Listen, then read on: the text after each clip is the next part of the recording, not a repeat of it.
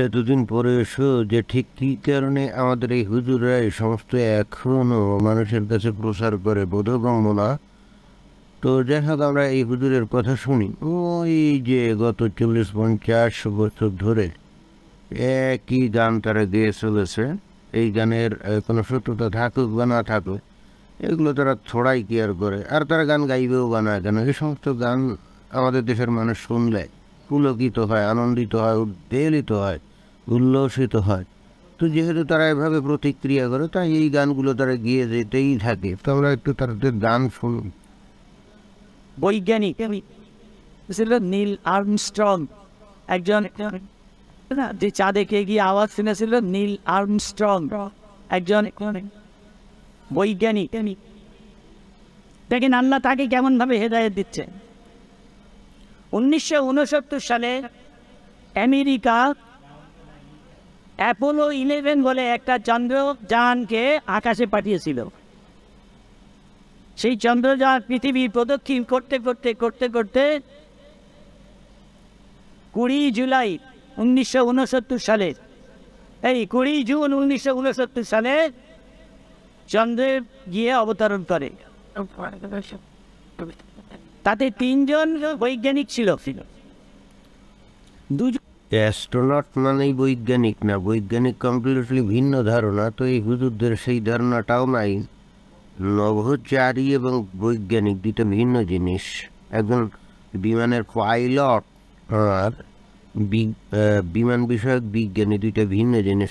এই হুজুর কিন্তু সেটা সঠিকভাবে না জেনেই কি সুন্দর বিজ্ঞের মতো বক্তৃতা দিয়ে যাচ্ছে, এবং দিবেই বা না কেন। ওই যে বললাম না, যে মানুষ যদি এগুলো গ্রাসে গিলে, তারা যদি উল্লসিত হয়, আনন্দিত হয়, উৎফুল্ল হয়, তাহলে হুজুরের সেটা বলবে না কেন। একজন চাঁদের জমিনেতে নেমেছিল আর একজন চন্দ্রযানে বসেছিল। 21 ঘন্টা 56 মিনিট টোটাল চাঁদেতে তারে পরিভ্রমণ করেছে। হঠাৎ নীল আর্মস্ট্রং উনি কোথা থেকে একটা সুনেহেরি আওয়াজ ওনার কানে আসে সেই চাঁদেতে, যে এত সুনেহেরি আওয়াজ, এত সুমিষ্ট আওয়াজ কোথা থেকে আসছে চিন্তা করে ভেবে উঠতে পারিনি, এবং তার উৎস কোনো জায়গায় খুঁজে পাইনি।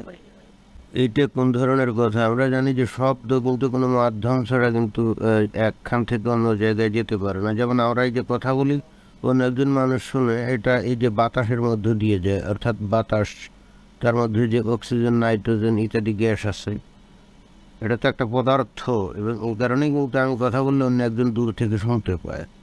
চাঁদে তো বাতাস নেই, অর্থাৎ কোনো মানে গ্যাসীয় পদার্থ নাই, সেখানে কিভাবে কথা শুনবে? 21 ঘন্টা 56 মিনিট চাঁদে থাকার পরে কনস্ট্যান্ট সেই আওয়াজ তার কানে এসেছে। তারপরে চাঁদ থেকে আবার তারা চন্দ্রযান নিয়ে আবার ফিরে এসেছে, আবার আমেরিকার মাটি স্পর্শ করেছে।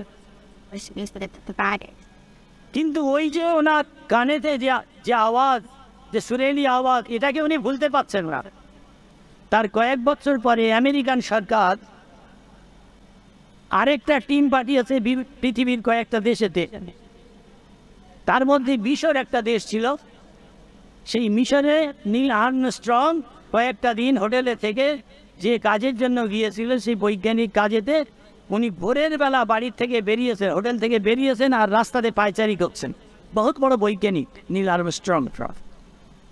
নীল আর্মস্ট্রং তো বৈজ্ঞানিক না, একজন নভোচারী। নভোচারী আর বৈজ্ঞানিকটা এক জিনিস না, কিন্তু তাকে বৈজ্ঞানিক বানাতেই হবে, কারণ এই হুজুরের যে দাবি সেটাকে প্রতিষ্ঠিত করতে এখন আর্মস্ট্রংকে বিশাল বিজ্ঞানী না বানালে তো হবে না, তাই না?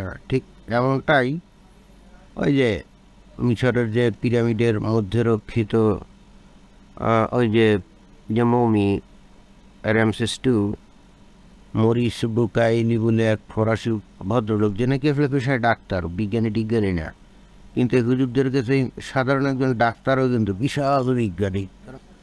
হঠাৎ সেই আওয়াজ, চাঁদেতে যে আওয়াজ শুনেছিলেন সেই আওয়াজ তার কানে ভেসে আসছে। আরে কিন্তু সেই আওয়াজ, যার উৎস আমি খুঁজে পাইনি, যার জন্য আমি দিওয়ানা হয়ে রয়েছি, আওয়াজ কোথা থেকে আসলো, কিসের আওয়াজ? তো একজন মিশরের কায়রো শহরে ঢুকছিলেন, একজন মানুষ, মিশরের একজন মানুষ সেখান দিয়ে যাচ্ছিল। তো তাকে বলছে, ভাই শোনান, বলছে কি, বলছে এই যে আওয়াজটা ভেসে আসছে এটা কোথা থেকে আসছে, কিসের আওয়াজ? বলছে আপনি জানেন না, এটা ওই পার্শ্ববর্তী একটা মসজিদের মুয়াজ্জিনের ফজরের আজানের আওয়াজ।